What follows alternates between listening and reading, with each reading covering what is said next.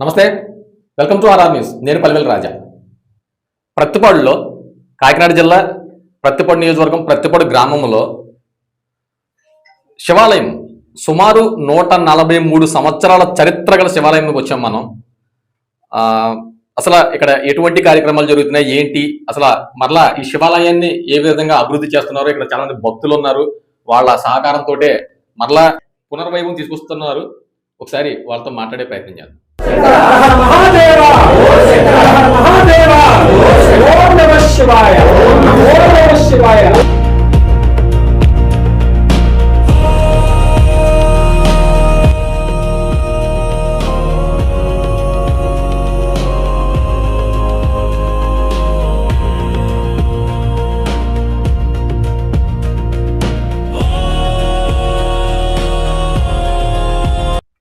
ప్రతిపాడు నియోజకవర్గం TDP senior నేత ఎర్రాబత్తుల గోవిందనాయుడు గారు కూడా మనతో ఉన్నారు. ఆయన కూడా అడిగి తీసుకుందాం. ఏంటి గోవిందనాయుడు గారు, ఏంటి ఈ శివలింగం సంబంధించిన చరిత్ర అందరూ చెప్తున్నారు, ఏంటి మీరేం చెప్తారు?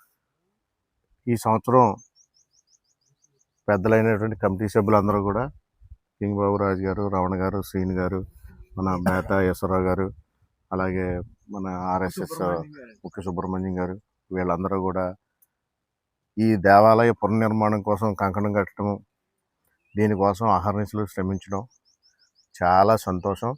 అదే రకంగా ఈ కుటుంబ సభ్యులందరికీ కూడా ఈ ఉమారామలింగేశ్వర స్వామి ఆశీస్సులు ఉండాలి. అదే రకంగా గ్రామ ప్రజలందరూ కూడా సస్యశ్యామలంగా, గ్రామం సస్యశ్యామలంగా కూడా ప్రజలందరూ సుఖ సంతోషాలుగా ఉండాలి. దానికి ఇక్కడ పూజా కార్యక్రమాలు అన్నీ జరగడం వల్ల ఆ రామలింగేశ్వర స్వామి ఆశీస్సులు గ్రామం మీద, అదే రకంగా ప్రజలందరి మీద, మా అందరి మీద ఉంటాయని చెప్పేసి ఆశిస్తూ ఈరోజు ఈ దేవస్థానాన్ని అభివృద్ధికి పూనుకోవడం అనేది చాలా సంతోషం.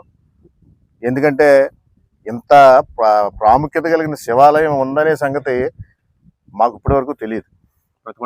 ప్రతిపాడులో ఉన్నా కానీ దీన్ని వెలుగులో తీసుకొచ్చిన ఈ కమిటీ సభ్యులందరికీ కూడా ప్రత్యేకమైన ధన్యవాదాలు తెలియజేసుకుంటున్నాం. అదే రకంగా కమిటీ సభ్యులందరూ కూడా ఈ మధ్యకాలంలో ఈ డెవలప్మెంట్ మొదలెట్టిన తర్వాత మా ఎమ్మెల్యే గారి దగ్గరికి, అదే మా యాళ్ళ జగదీష్ గారి దగ్గరికి రావడం, వచ్చి ఈ శివాలయం యొక్క విశిష్టత గురించి తెలియజేసి దీని నిమిత్తం ఎమ్మెల్యే గారిని సహాయ సహకారాలు అడిగిన వెంటనే నేను ఎండోమెంట్స్ డిపార్ట్మెంట్తో మాట్లాడి నా వంతు నేను సహకారం మీకు అందిస్తాను, మీరు ఏర్పాట్లన్నీ జాగ్రత్తగా బాగా చేయండి అని చెప్పేసి చెప్పడం కూడా జరిగింది. అందువల్ల ఏంటంటే తప్పకుండా సత్యప్రభ గారు సహకారంతో ఈ గ్రామ ప్రజలందరూ కూడా ఈ ఉమారామలింగేశ్వర దేవస్థానాన్ని బాగా తీర్చిదిద్ది మాలాంటి వాళ్ళందరినీ కూడా భాగస్వాములు చేసి ఆయన కృప మాకు కూడా కలిగే విధంగా చేస్తే చాలా మంచిది మాకు, గ్రామానికి అని చెప్పేసి నేను ఈ కమిటీ వారందరికీ కూడా ధన్యవాదాలు తెలియజేసుకుంటున్నాను. ఇది ఏంటంటే విషయం, మా పూర్వీకులది ఈ గుడి పూర్వీకులు కట్టించారు. నాకన్నా 5వ తరం ముందు వాళ్ళు కట్టించారు. ఇప్పటికి నాది 5వ తరం ఇది. వాళ్ళు ఈ గుడి కట్టించిన తర్వాత కొంతకాలం బాగా వెలిగింది. మా తాతగారు ఆ టైం వరకు కూడా బాగా వెలిగింది. మా తండ్రి గారు తాతగారు ఆ టైం దాకా బాగా వెలిగింది. మా తండ్రి గారి టైం ఇంచుమించు వచ్చేటప్పటికి గుడి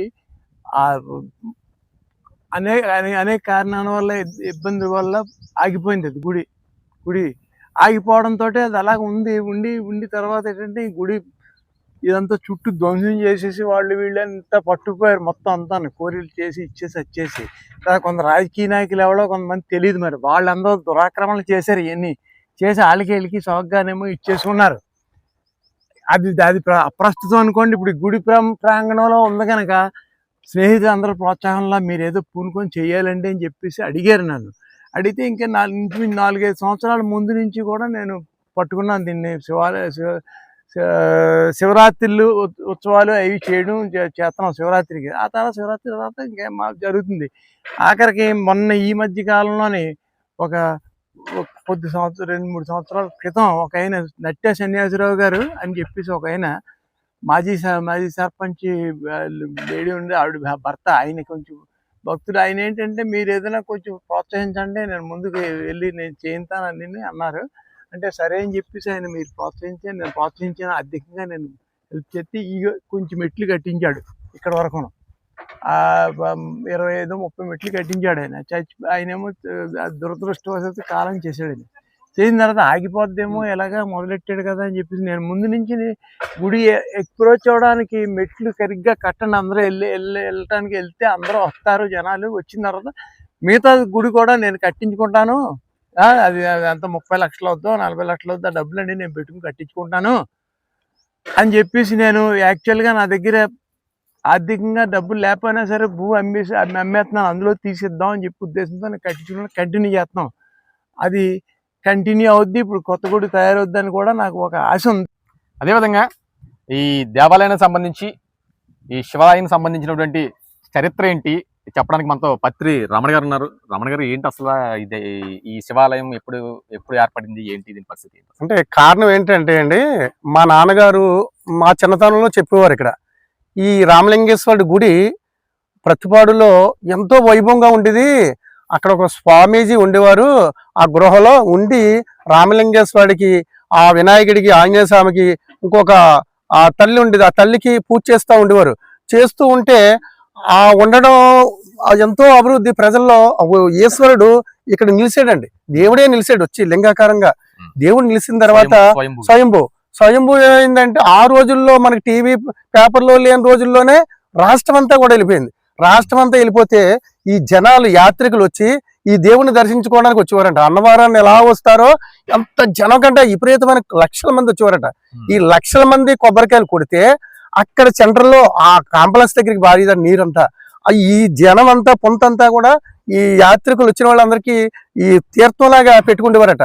అంత వైభవంగా ఉండేదట. మా నాన్నగారు చిన్నతనంలో ఈ విషయం చెప్పేవారు. అటువంటి గుడిని ఎప్పుడైనా మనం తీర్చగలమా లేవా, ఎవరున్నారు ఈ సముద్రు అని ఆలోచించాం. అలాగే నట్టే బుల్లెడ్ గారు, మన రాజుగారు వేసాక ఇగో ఈయన కూడా బేతా ఈశ్వర గారిని పాపం పూసుకుని చాలా చక్కగా సంవత్సరం బట్టి కష్టపడి చేస్తున్నారు. కానీ ఇటువంటిది చరిత్ర అండి. ఈ చరిత్రని ఇప్పుడు మీకులాంటి వాళ్ళే ఇది బయటకు ప్రపంచాన్ని పంపడం వల్ల ఎంత అభివృద్ధి అవుతుంది. రేపటి రోజుని చాలా వేల మంది వస్తున్నారు, వేల మంది వచ్చి ఈ అభిషేకాల్లో కూడా పాల్గొంటున్నారు.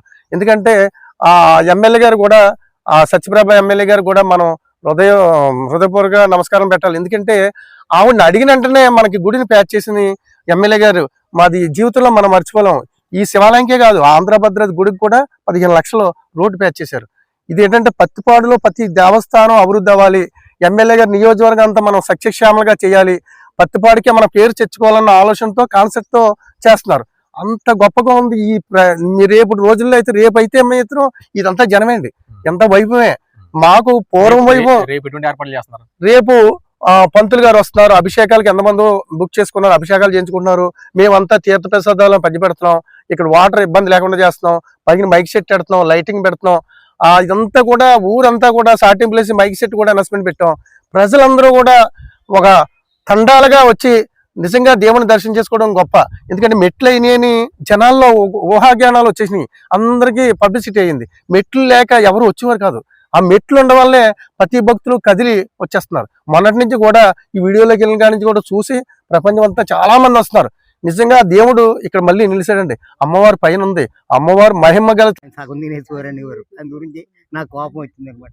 నేను ఎందుకు చేయకూడదని జనాలు కలుసుకొని భాగస్వామి అయ్యారు. నేనే మొదలు పెట్టాను. రాజుగారు నువ్వే చెయ్యన్నారు. తర్వాత ఈ మెట్లు కూడా నన్నే కట్టమన్నారు ఆయన. నువ్వైతే పూర్తి చేస్తావన్నారు. నాకు పేపర్ మిల్లు ఇంజనీర్ అనమాట. ఏ వర్క్ నా డ్యూటీలో వచ్చింది ఇమీడియట్ గా మిషన్ తగిలించేసి మిషన్ ప్రొడక్షన్ లో పడాలి, అది ఉద్దేశం. అదే ఉద్దేశంతో ఇది కూడా నేను ఎందుకు చేయలేనని పూర్తి చేశాను. శ్రీని గారు కూడా మనతో ఉన్నారు, ఆయన కూడా అడిగి తెలుసుకుందాం. ఏంటి సార్ అసలు ఈ చరిత్ర ఏంటి ఈ శివాలయం సంబంధించి? ఇది మా పూర్వీకులు చెప్పడం ఏంటంటే, గత 143 సంవత్సరాల నాటి దేవాలయం. 143. రామలింగేశ్వర స్వామి, భద్రకాళి, అలాగే వినాయకుడు, అలాగే ఆంజనేయ స్వామి, ఈ దేవతామూర్తులందరినీ ఒక సాధు గారు ప్రతిష్ఠించి అప్పుడు స్వయంభూ లింగం ఏర్పడిందండి. అది మహా ఘనంగా గొప్పగా పూజలు జరిగితే ఊళ్ళో చుట్టుపక్కల గ్రామాల ప్రజలందరూ కూడా ఇక్కడికి రావటం, కొబ్బరికాయలు కొట్టి ఈ రామలింగేశ్వర స్వామి దర్శించుకోవడం మహా వైభవంగా జరిగిందని చెప్పి మా పూర్వీకులు, మా తాతగారు వాళ్ళు చెప్పడం జరిగిందండి. మరి అటువంటి దేవాలయం కొన్ని అనివార్య కారణాల వల్ల సాధు గారు బయటకు వెళ్ళిపోవడం, అక్కడి నుంచి కొద్దిగా దేవాలయం మూతడిపోవడం అలా జరిగిన తర్వాత ఇంకా కొంతకాలం పూజలు జరగలేదండి. తర్వాత కొద్ది ఏం జరిగిందంటే ఈ కోరీలు కొట్టడం, కొన్ని దేవతామూర్తి విగ్రహాలు పోవటం, అలాగా మామూలుగా శిథిలావస్థకు వచ్చేసింది. శిథిలావస్థకు వచ్చేస్తే ఒక 5 సంవత్సరాల క్రితం మాజీ సర్పంచ్ నట్టే సత్యవతి గారి భర్త నట్టే సన్యాసరావు గారు గుడికి ఏదో మనం చేయాలని చెప్పేసి మా అందరినీ కమిటీ కింద తీసుకుని ఆయన కొంతమంది పని చేయించి పైన శివాలయంలో ఆ శివలింగం వేణుగోపాల స్వామి గుడిలోకి పట్టుకెళ్ళిపోవడం జరిగింది. అప్పుడు దేవతామూర్తులు సిమెంట్ విగ్రహాలు తయారు చేయించి ఆ నట్టే సన్యాసరావు ఆ విగ్రహాలు అందులో ప్రతిష్ఠించి మరి ప్రతి సంవత్సరం కూడా పూజలు చేయించి భోజనాలు పెట్టడం ఈ భక్తులందరితో కూడా చేయడం జరిగిందండి. మరి ఈ సంవత్సరం మరి దాతలో రాజా వత్సభై కింగ్ బాబురాజు గారు, అలాగే బేతా ఈశ్వరరావు గారు, అలాగే ముక్కు సుబ్రహ్మణ్యం మేస్టారు, వాళ్ళ పత్తిరావణ గారు, నేను ఇలాగే గ్రామంలో ఉన్న వాళ్ళందరూ కలిసి మెట్ల మార్గం ఈ ముగ్గురు దాతల ఆర్థిక సాయంతో మెట్ల మార్గం పైకి పూర్తి చేశారు. కింగ్ బాబురాజు గారు, బేతా ఈశ్వరరావు గారు, ముక్కు సుబ్రహ్మణ్యం గారు వాళ్ళ ఆర్థిక సాయంతో మెట్ల మార్గం పైకి ఏర్పాటు చేయడం జరిగింది.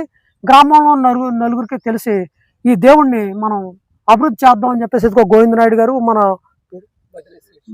ఈ కమిటీ సభ్యులందరూ కూడా దేవుణ్ణి మనం అభివృద్ధి చేద్దాం అని చెప్పేసి ఈ రోజు అందరూ ఇక్కడ రావడం జరిగింది. అలాగే మరి గత నెల 6వ తారీఖుని ఈ కమిటీ సభ్యులందరూ కూడా మన ఎమ్మెల్యే గారిని ప్రతిపాడు ఎమ్మెల్యే సత్యప్రభ గారిని కలవడం జరిగిందండి. తప్పనిసరిగా దేవుడికి నేను చేస్తాను బాబు అన్నారండి. మరి మేడం గారి ద్వారా కొద్దిగా నిధులు ఇచ్చి ఈ దేవాలయాన్ని డెవలప్ చేస్తారని చెప్పి కోరుకుంటూ మరి సెలవు తీసుకుంటూ మరి ఇంకా అభివృద్ధి చెందాలని చెప్పేసి నేను కోరుకుంటున్నాను. నా పేరు ధర్నాలకోట శ్రీను. అది పరిస్థితి. 143 సంవత్సరాల చరిత్ర. 143 సంవత్సరాలు అంటే చాలా పెద్ద చరిత్ర కలిగిన శివాలయం ఇది. అయితే ఇప్పటివరకు కనుమరుగైపోయి ఉంది. ప్రతిపాడు నియోజకవర్గం అంటే కాకినాడ జిల్లాలో ప్రతిపాడు నియోజకవర్గం ఇది హెడ్ క్వార్టర్ లో ఇంత పురాతనమైన శివాలయం ఉంది. కానీ ఇప్పటి వరకు కాస్త మరుగుపడినా సరే చాలా మంది కమిటీ సభ్యులు దాతలు ప్రోత్సాహంతో మరలా గుడిని పునర్నిర్మించి ప్రతిపాడికే శివాలయాన్ని ఒక గొప్ప పుణ్యక్షేత్రంగా తీర్చిదిద్దుతామని మన ఆరాధనతో చెప్పడం జరుగుతుంది. Thank you.